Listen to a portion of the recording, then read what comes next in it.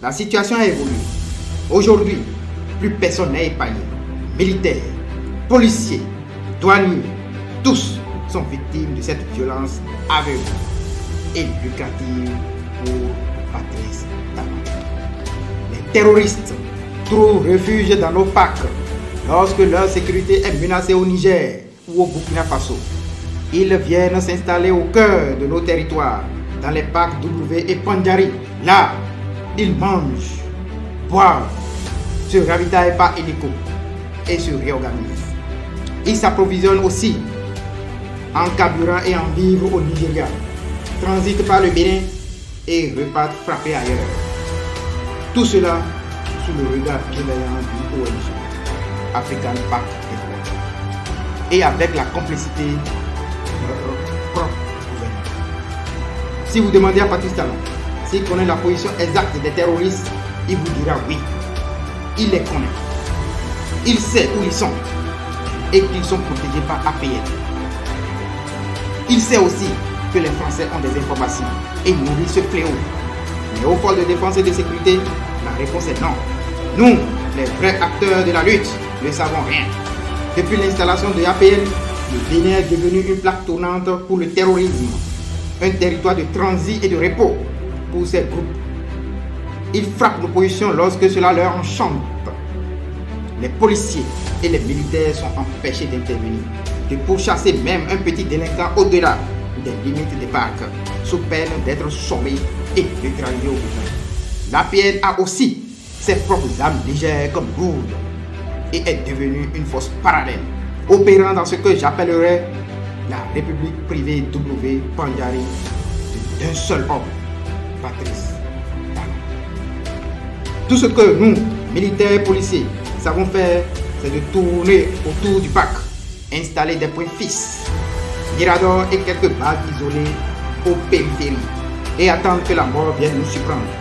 Ces points appelés points fixes ne sont rien d'autre que des points suicidaires où chaque instant peut être le dernier.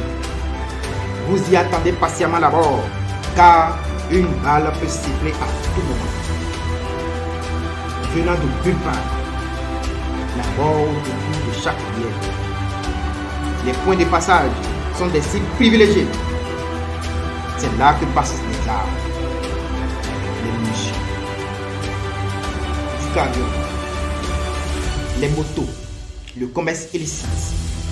Et vous n'avez pas le droit d'interpeller, d'arrêter ni de fouiller aucun véhicule, ni une moto ou un passant suspect. Vous n'avez même pas le droit de faire une simple opération de contrôle de pièces.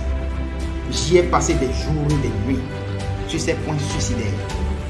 J'ai vu des camarades, des amis, des compagnons tomber à chaque embuscade, chaque explosion, chaque assaut. Le pire pour moi fut celui du point fixe de Bangoum, où 2 camarades ont été réduits en 1000 morceaux. Et pourquoi?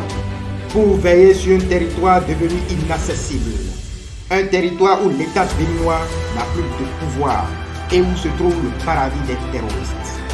Un territoire où même l'accès est interdit aux postes de défense et de sécurité. Chers compatriotes, la situation sur le terrain est pire et vous avez le droit de tout savoir.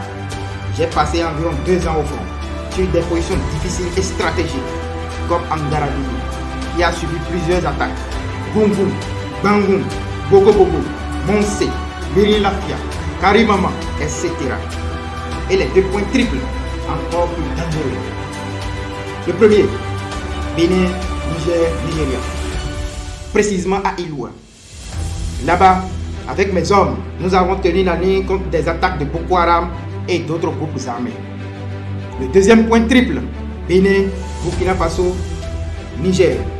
Avec comme base Funugu, nous avons affronté le vent glacé, l'insécurité permanente. Nous avons dormi à la belle étoile, sans casque ni gilet pare-balles pour tous. Là-bas, nous avons reçu une alerte claire de la part des populations et compatriotes Rangers du rassemblement d'un groupe de 100 terroristes environ à l'intérieur du parc W. Ces derniers sont déjà engagés et sont sur le point d'attaquer l'une de vos positions, disait l'alerte. La question est, Qu'avions-nous fait pour empêcher cela? Rien. Pouvions-nous aller à l'offensive? Non. Pourquoi? Parce que le territoire nous est interdit. Ce soir-là, le mercredi 8 janvier 2025, il y eut des attaques meurtrières sur une position militaire où toute la section fut non seulement décimée, mais aussi brûlée. Attaque revendiquée par le GSIM affilié à Al-Qaïda.